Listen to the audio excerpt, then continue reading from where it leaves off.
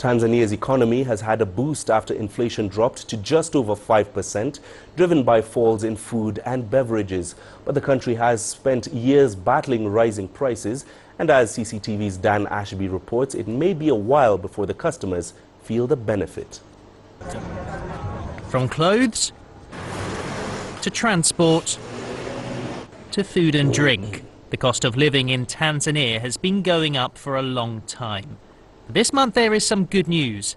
Inflation has dropped to 5.1%, down from 5.4% last month.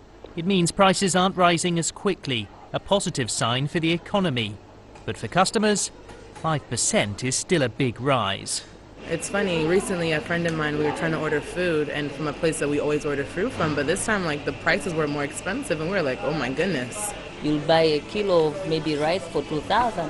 But in the coming months, like after 4 months, the price goes up to almost double the price.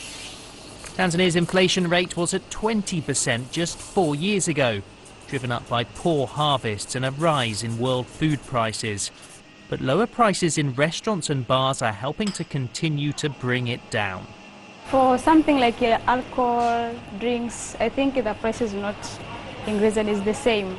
Yeah, most of drinks, the price is the same. So we get a customer. And economists say lower inflation is a good sign for the economy as a whole.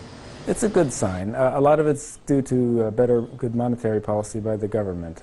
The currency, aside from last year's drop of about 30%, the Tanzanian shilling has been more stable in the last 3 or 4 years.